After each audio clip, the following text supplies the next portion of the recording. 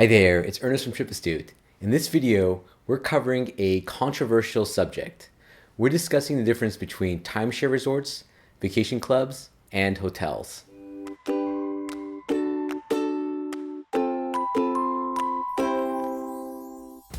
I want to start out with a personal story. We recently took a trip to Mexico after receiving a free 4-night stay from a family member. It was part of a raffle prize, and once we redeemed it, we were able to choose our location and hotel from most of the major tourist destinations in Mexico. We opted for the Mayan Palace, just north of Playa del Carmen. Given that the stay was won during a raffle, I was feeling a bit cautious about it. I've been suckered in the past into attending timeshare presentations and definitely wanted to avoid spending our vacation time being pushed to buy a property or join a vacation club. I looked on TripAdvisor and saw several posts of travelers who complained about being bullied into sales presentations. We decided to lower our expectations, especially since it was a free trip, but we were going to stay firm and avoid any sales presentations. Everything seemed great when we arrived. The resort offered transportation from the airport, and when we got to the resort, we noticed that it was one of many properties owned by a company called Vedanta. The service was impeccable during check-in, but as soon as we received our keys, we were immediately asked to meet with a manager.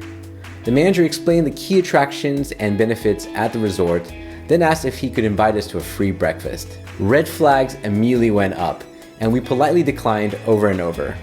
The manager kept insisting that we attend and wanted to show us all the benefits of becoming a member of a luxury vacation club. We still said no. The manager also asked about booking excursions, and when we told him that we had already booked our own tours online, he seemed pretty annoyed. Fast forward to the evening, and we noticed that the room was really noisy. The walls seemed thin, and we had a connecting door that didn't help. We basically could hear our neighbors' conversation and the music that they were playing on their phone. Since we had an early morning tour, we decided to ask the front desk if we could get a different room, preferably one without a connecting room, or at least a connecting room that didn't have occupancy. We were really surprised at what happened next. The front desk was unwilling to help us. We went back and forth with the manager for about an hour, and at one point, they agreed to put us in another room. We were asked to pack up our stuff and return to the front desk, where we stayed there for about an hour, and then we were told that the room was not available and that we would have to stick to our original room. We decided to leave the resort the next day and forfeit our free stay. Using my Chase Ultimate Rewards points, I transferred 60,000 points to Hyatt and booked a stay at the Andaz Mayakoba down the road. The hotel was incredible and a complete contrast to our experience at the Mayan Palace. We'll do a separate video on the hotel soon. So, with that story in mind, I wanted to share the difference between a hotel versus a timeshare or vacation club. For those of you who don't know the difference, timeshares are agreements where several joint owners have the right to use a property as a vacation home, usually for a specific period of time. The key word here is owner, as you're actually purchasing the right to the property, even if it's only for a week or two in a year. Timeshare owners typically enter a real estate deed for specific dates at a specific property. It's like owning 2 weeks of a furnished condo in Hawaii. You'll have to pay some maintenance fees for the property, but it should be less than owning a second home or property. With timeshares, you can usually participate in networks where you can trade stays with other timeshare owners, allowing you to travel to other properties in the world. From what I hear though, this can be a bit tricky, especially around popular travel times and locations. Vacation clubs are slightly different. It's basically a membership that gives you the right to access properties under an umbrella of resorts. The key term here is right to access. Rather than buying into a property, you're paying a membership fee to use a resort. You'll get more flexibility on the location and time that you want to use it, but you'll sacrifice the equity that you would earn if you purchased a timeshare. In summary, the pros for timeshares are ownership and built equity, consistency in the timing, and also the flexibility to exchange your timeshare with another owner. The cons for timeshares include limited flexibility on the timing of your vacation, the annual maintenance fees, and also less services than you would find with a regular hotel or resort. For vacation clubs, the pros are more diversity of destinations and resort types. You have a little more flexibility with the timing of your vacation, and you get more hotel and resort services. The cons for vacation clubs are they're typically more expensive than timeshares, both upfront and annually.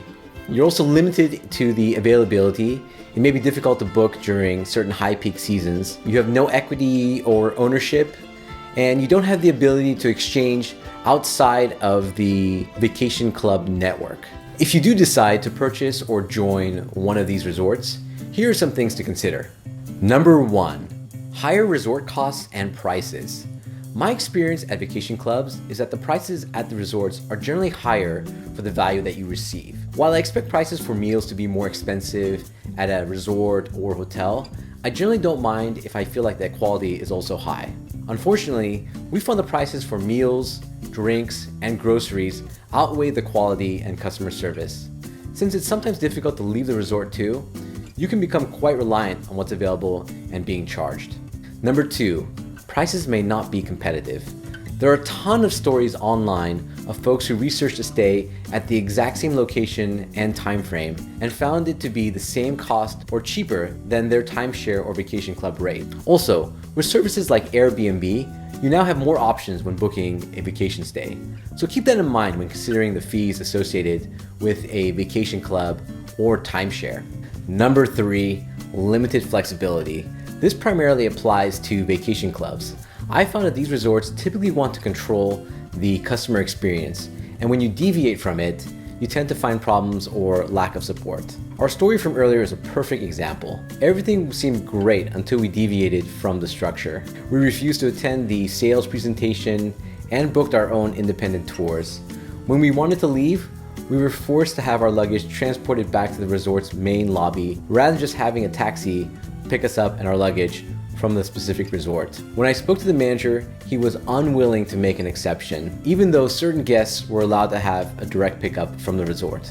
This added another 45 minutes to our checkout experience, and we felt uncomfortable giving up our luggage since we already were in conflict with the resort. Number 4, high pressure sales. I can speak from personal experience that the sales tactics used by timeshare networks and vacation clubs are extremely aggressive. They usually try to lure you in with gifts or free services like meals, tours, and event tickets.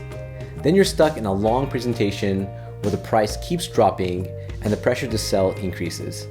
I know it's the nature of the industry to sell, but I personally can't stand spending my vacation time being pressured and bullied into a deal. Number 5, difficulty getting out.